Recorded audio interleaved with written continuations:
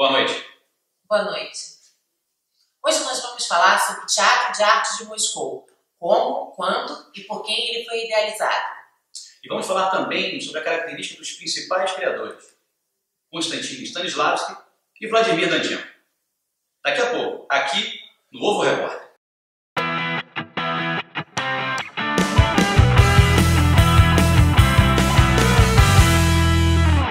Hoje nós vamos falar sobre o Teatro de Arte de Moscou.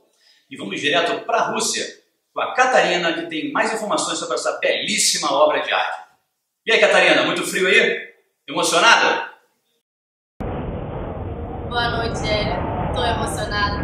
Boa noite a todos. Estamos aqui diretamente de Moscou. Conseguimos uma entrevista exclusiva. Adivinhem com quem? Konstantin Stanislavski. Um frio de menos 37 graus. Agasalhem-se, não se esqueçam. E agora fiquem com a nossa matéria exclusiva. Roda aí, BT. Boa noite. Estamos aqui com o nosso glorioso Konstantin Stanislavski e vamos perguntá-lo como surgiu essa inusitada ideia de criar um novo teatro em Moscou. Czar Teatro.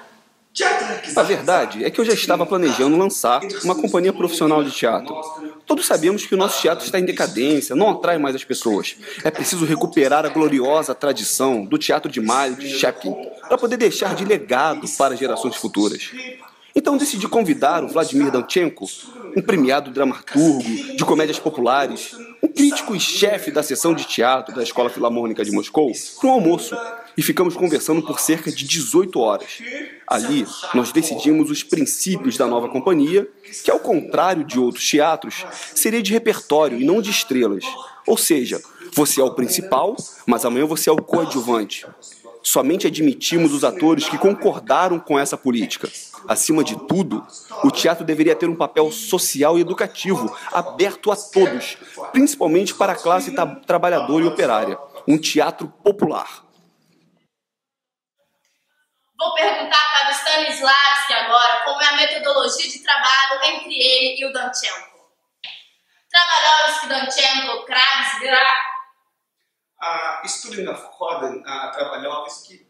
Nós acordamos que, em termos de responsabilidades, Vladimir teria a palavra final em todas as questões de dramaturgia, sua especialidade.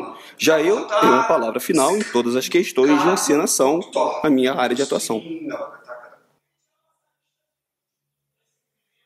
Muito obrigada, voltamos ao estúdio. Agora vamos falar da parte que o bicho pega. Vamos falar sobre as finanças. E aí, Valéria? O Danchenko achou que o Stanislavski poderia financiar o teatro, mas não foi bem isso que aconteceu. Pois é, a situação lá ficou russa. Conta pra gente aí, Catarina. É isso mesmo, Valéria, você tem razão. Danchenko supôs que Stanislavski iria financiar todo o teatro devido à sua enorme fortuna. Mas Stanislavski insistiu em criar uma companhia pública ao invés da privada, dizendo que a sua fortuna estava completamente comprometida com seus negócios têxteis. A família de Stanislavski tinha uma fortuna calculada em 8 milhões de rublos, mas apenas 300 mil pertenciam ao próprio Stanislavski. Ele investiu 10 mil rublos, protegendo assim a si mesma contra acusações de que estaria usando a sua posição para criar uma tirania comercial barata. A nova companhia deveria ser vista como uma finalidade educativa. Deveriam, portanto, procurar investidores privados e tentar obter subsídios do Conselho Municipal de Moscou. Com grande dificuldade, conseguiram arrecadar o capital inicial de 28 mil rublos. O principal investidor foi Mozorov, um rico industrial que também subsidiava o jornal de Lenin, o Iskra. Danchenko não estava satisfeito com uma companhia pública.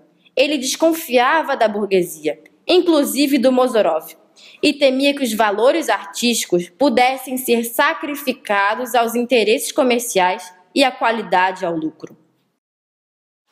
Falaremos também sobre a tentativa de arrendamento do Teatro Hermitage, como a companhia se tornou uma comunidade e quais foram as peças escolhidas para a primeira temporada.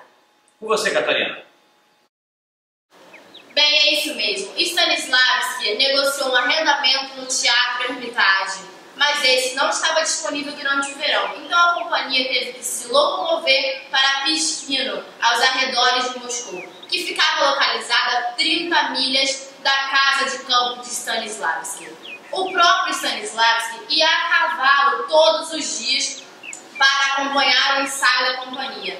E esta acabou se tornando uma comunidade, onde todos dividiam de tarefas domésticas que até mesmo o próprio Stanislavski ajudava, colaborava e participava.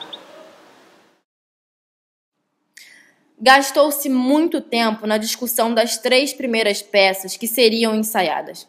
O elenco estava impressionado com a seriedade do empreendimento. Os atores foram testados para os vários papéis e o elenco foi mantido aberto.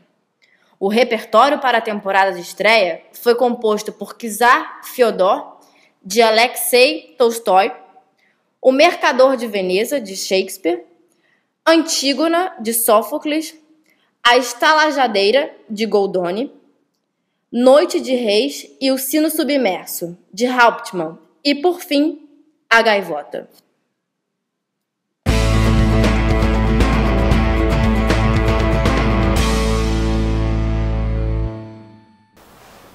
Boa noite, gente. Tudo bem? Então, aqui vamos falar sobre o Teatro de Moscou.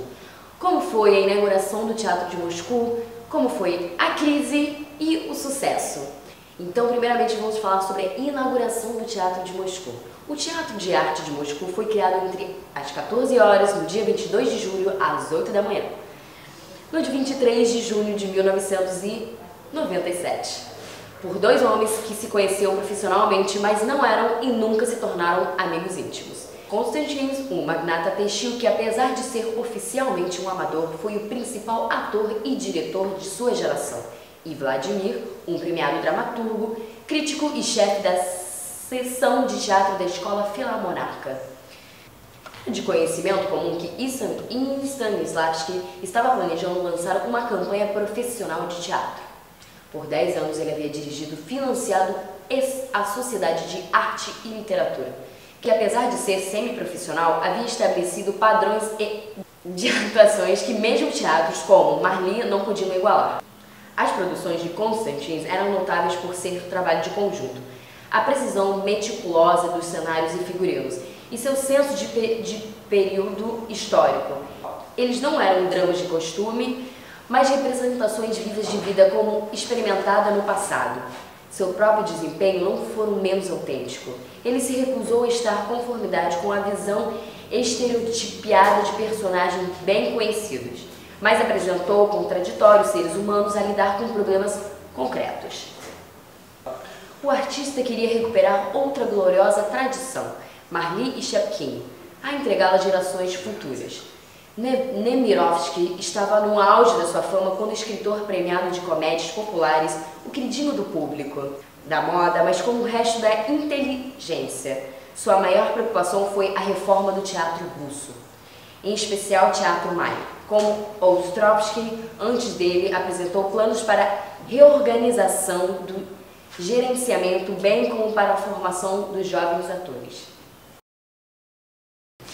Obrigada pela paciência. É com vocês aí no estúdio. Pessoal, acabei de receber aqui uma informação do diretor que o nosso tempo, infelizmente, se esgotou.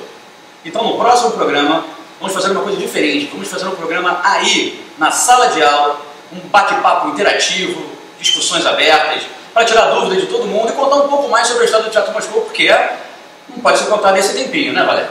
Com certeza. É isso aí, gente. Então, uma boa noite para vocês e até breve. Boa noite.